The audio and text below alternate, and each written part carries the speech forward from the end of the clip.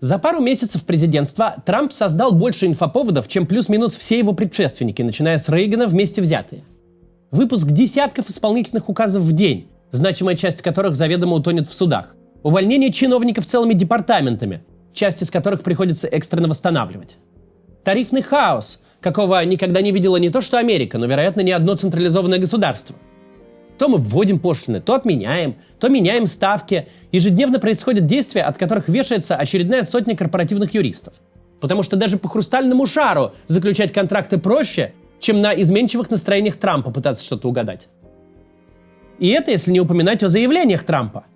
Можно прям СМИ с круглосуточным вещанием построить только на них, и каждая минута будет идти под плашкой Breaking News. Наблюдая за происходящим, трудно отделаться от ощущения, будто курицу с отрубленной головой швырнули на пульт управления государством. Но если мы не будем воспринимать Трампа так, будто он вчера родился, если покопаемся в истории его прихода к власти, то обнаружим, что Трамп действует строго по плану, который разработали умные и системные люди. Сегодня давайте постараемся во всем этом разобраться, как это все работает в Америке. Поговорим об интеллектуалах, которые сформировали программу Трампа, и о самой этой программе, а также о самой концепции think-танков, которые подобные программы формируют.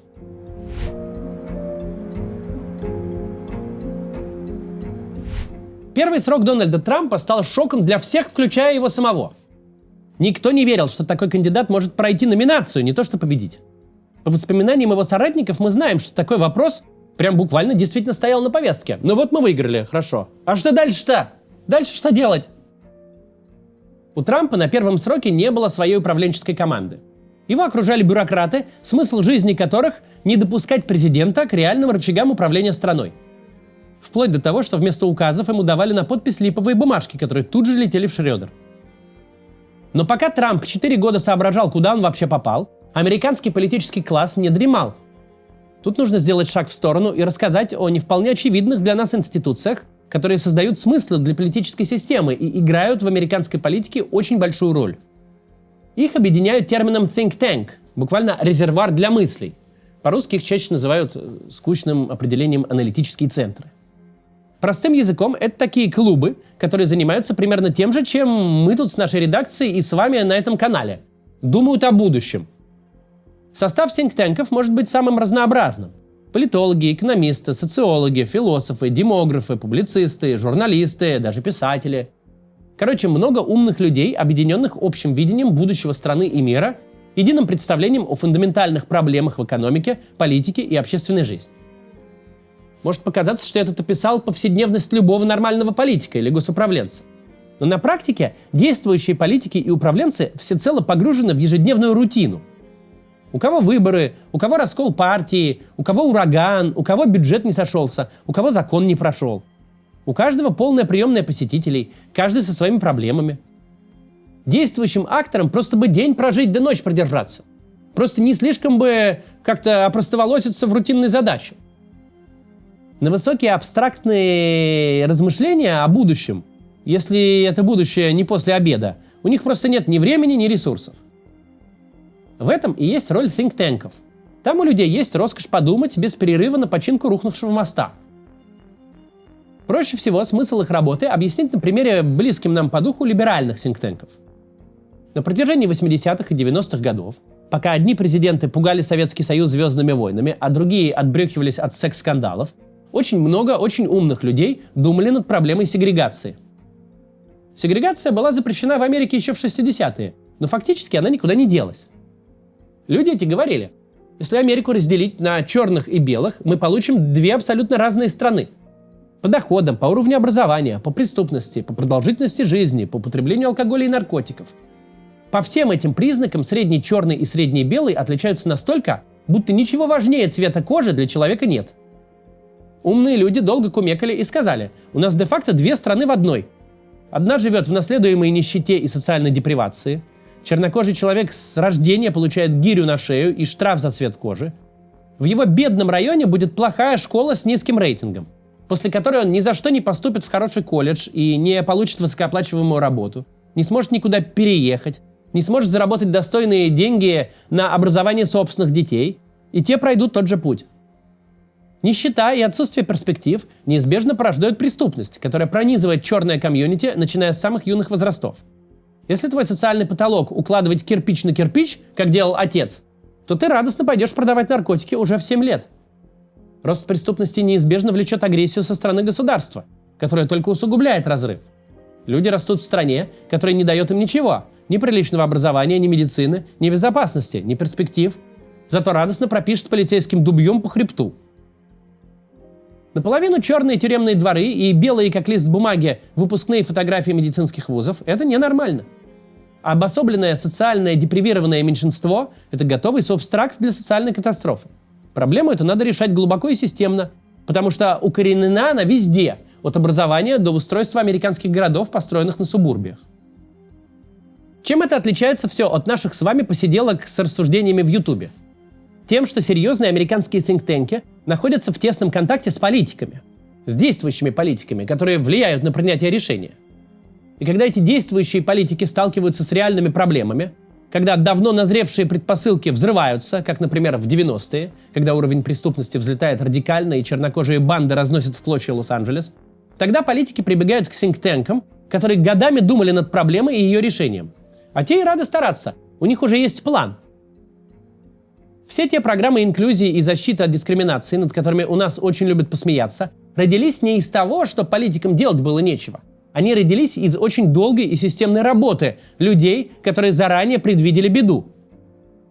Либеральные think-танки заранее выработали способы решения этой проблемы, более или менее удачные. В числе этих решений была и позитивная дискриминация, и инклюзия, и квоты на рабочие места и учебу для уязвимых групп. С приходом к власти президентов-демократов Обамы и Байдена все это стало реализовываться и постепенно стало срабатывать. Ситуация стала улучшаться, а разрывы уменьшаться. Это было довольно радикальное изменение жизни в Америке, которое далеко не всем понравилось. Может быть, в среднем ситуация стала лучше, но от этой политики было много проигравших. Причем проигравшие эти не понимали, в чем они виноваты. Что они такого сделали, что их место в университете должен занять, может быть, менее способный студент из-за квоты. Многие из этих мер, возможно, были и эффективными, но частью общества воспринимались как несправедливые. Это вызвало реакцию, которая, среди прочего, и привела к тому, что маятник резко качнулся в другую сторону. Но мы тут с вами про think-танки. Заметив проблему и предложив детальные способы ее решения политикам, они разговорами, размышлениями и экспертизой сильно повлияли на мир. Чтобы вы лучше себе представляли, что такое think-танки, разберем на примерах. Think-танки бывают государственными и независимыми. Некоторые похожи на издательства или академии без студентов. И там всерьез занимаются социальными науками. Другие больше напоминают идеологические структуры политических партий. Занимаются лоббированием, продвигают различные идеи и концепции. В России такие вроде как тоже существуют. Из тех, что на слуху, Центр стратегических разработок, Институт экономической политики имени Гайдара и Клуб Валдай. Из международных фонд Карнеги за международный мир, Всемирный экономический форум, который проводит ежегодную конференцию в Давосе. Вообще их очень много, но общая суть одна – объединение интеллектуалов и экспертов, которые влияют на политику. И если в России чаще всего государство само создает себе think-танки, и они ему генерируют, какие сказаны идеи и какие надо смыслы, то в США это самостоятельные институты, продвигающие экспертные взгляды на общество. Они видят проблемы и пути их решения, формируют идеологический базис, на который потом опираются политические партии. Некоторые даже писали политические программы для Рейгана и Картера. Словом, незаменимые детали конкурентных демократических систем. Вернемся к Трампу и обсудим, как у него складывались отношения с think-танками. Для консервативных think-танков его первая победа стала неожиданностью, как и для всех, с той лишь разницей, что think-танки разглядели в этом возможность. Победа Трампа, кандидата, который никак не мог стать президентом, явно показывала, общество изменилось. Причем изменилось комплексно. У американцев возник запрос, который старые политические силы не могут удовлетворить в силу самой своей природы. И этот запрос отчетливо консервативный. Так что ко второму избранию Трампа think-танки, традиционно сотрудничающие с республиканской партией, подготовились основательно и подготовили самого Трампа. Да и Трамп не сидел без дела и в своем собственном духе выстроил отношения с несколькими экспертными организациями.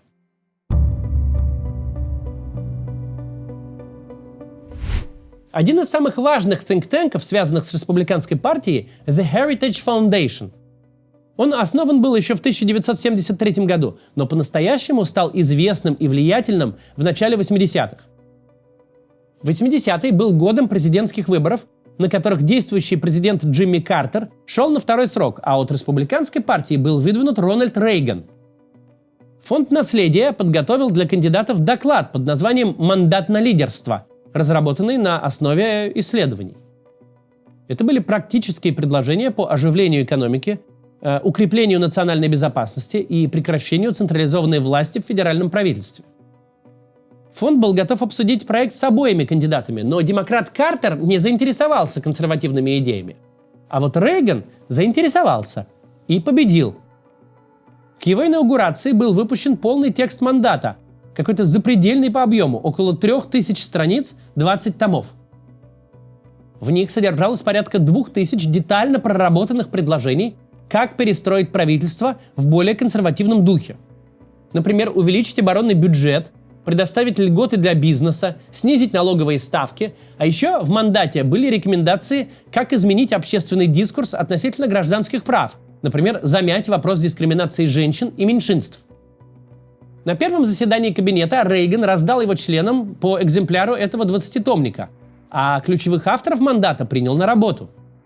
Считается, что администрацией Рейгана было реализовано около 60% предложений документа. Примерно так работают и влияют на жизнь think-tanки.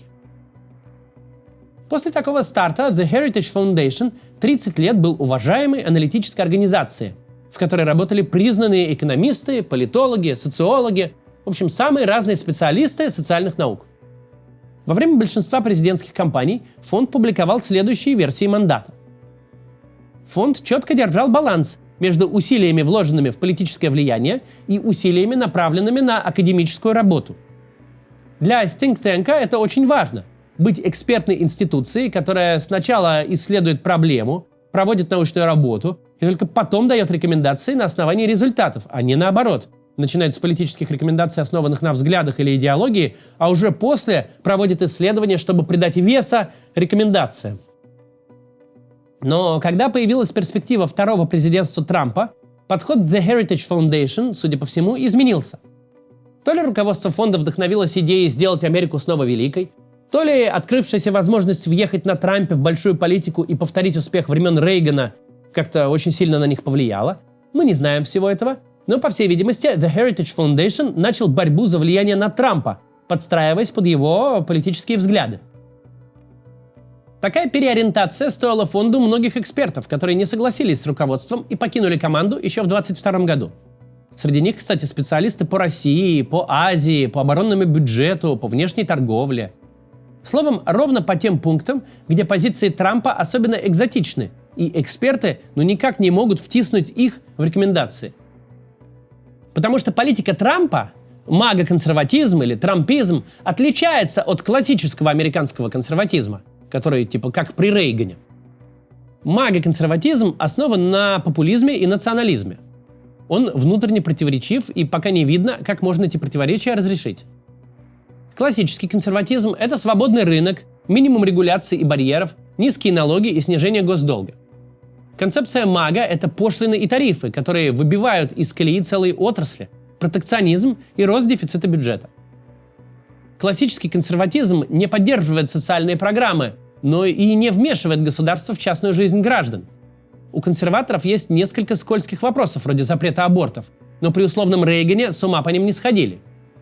У мага-консерватизма совсем другой подход. Запреты, цензура, жесткая риторика против всего, что кажется нетрадиционной ценностью. ЛГБТ, феминизм, мигранты, либералы. Классический консерватизм верит в лидерство США в мире, с позиции силы поддерживает международные союзы вроде НАТО и ВТО. Мага-консерватизм под лозунгом «Америка прежде всего» выступает за изоляционизм, не дорожит давно заключенными союзами. Столкнувшись с тем, что в нынешнем политическом сезоне классический консерватизм уже не носит, The Heritage Foundation адаптировался, принял версию мага как должное и продолжил работу над мандатом, который в текущей версии называется «Проект 2025». Его сделали досрочно, почти 2 года назад, еще до начала президентской кампании, и он радикально отличался от всех предыдущих версий. Это проект в духе мага.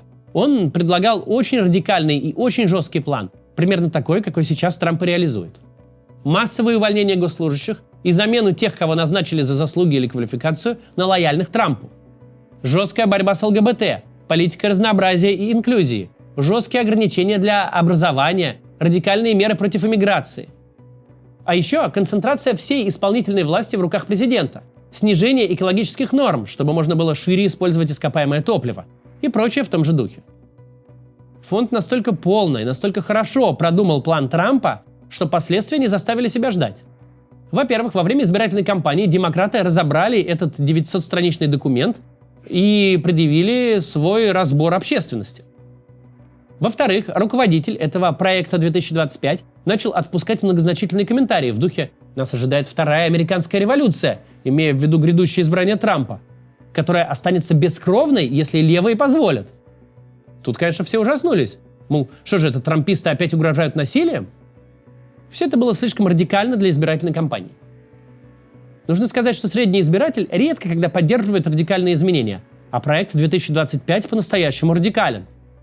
Множество людей поняли, что он проедется по их головам. Кому-то светит потерять работу, у кого-то будут проблемы с оплатой учебы, кто-то прикинул, что его друзей или семью смогут депортировать, плюс экология, здравоохранение. Словом, избирателям не понравилось. И полбеды, что не понравилось избирателям демократов, но и республиканцы, за исключением самых ярых, оказались не в восторге. А самое главное, проект мог отпугнуть сомневающихся. Рейтинги отразили эту тенденцию, и Трамп тут же заявил, он вообще не в курсе, что там за проект 2025. Цитата. «Я ничего не знаю о проекте 2025. Я понятия не имею, кто за ним стоит. Я не согласен с некоторыми вещами, которые они говорят, а некоторые из них абсолютно смехотворны и ужасны. Что бы они ни делали, я желаю им удачи, но я не имею к ним никакого отношения». Не будем углубляться в то, что Трамп, похоже, врал. Так или иначе, The Heritage Foundation со своим проектом оказался трампее Трампа, и его урезонили. Впрочем, у Трампа к этому времени был собственный программный документ – Agenda 47. Agenda от латинского «то, что должно быть сделано», а 47 – потому что Трамп планировал стать 47-м президентом Соединенных Штатов. Так вот, по ключевым пунктам Agenda 47 согласуется с проектом 2025 примерно полностью. Единственная разница – авторы проекта разбежались на 900 страниц, а штаб Трампа набросал план на несколько десятков листов. В результате, несмотря на то, что Трамп открещивается от связи с фондом и его проектом, СМИ и эксперты видят, Трамп идет четко по этому плану. Как сказал Пол Данс, экс-директор проекта 2025, то, что делает Трамп, превосходит все наши самые смелые ожидания.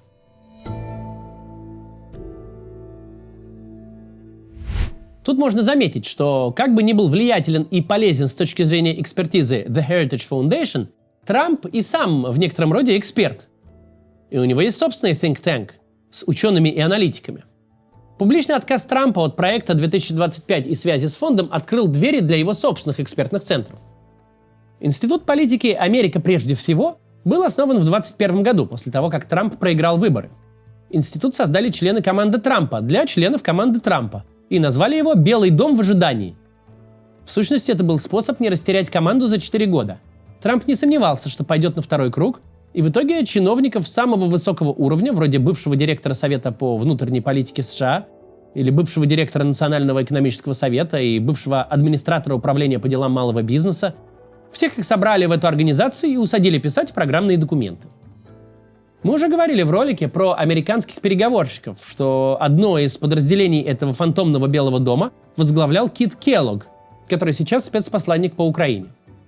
Он как раз и написал план мирного урегулирования войны между Россией и Украиной, который отчасти даже сейчас исполняется.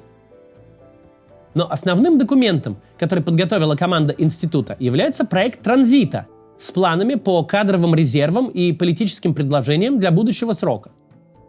Нужно сказать, что The Heritage Foundation и Институт политики – ярые конкуренты и даже, можно сказать, враги в какой-то степени. Между ними непрерывно идет теневая война и интриги с подковерными скандалами.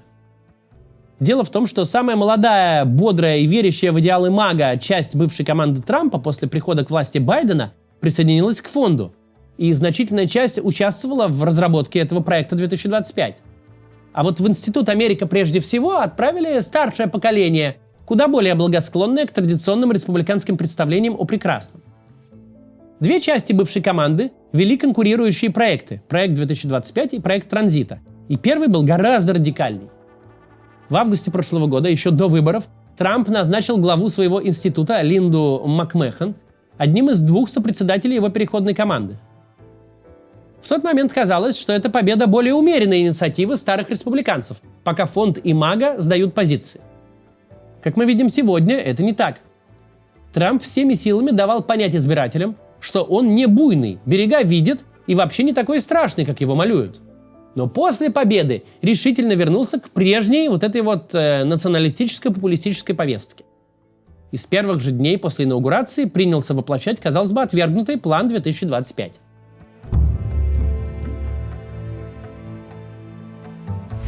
Вернемся к тому, с чего начали. Несмотря на всю хаотичность методов Трампа, он не действует в одиночку и наобум. У него есть план, и он его придерживается. У него даже не один план, а несколько разной степени радикальности. А еще Трамп получил поддержку от одного из старейших think-танков Америки и даже сумел переформатировать его под себя.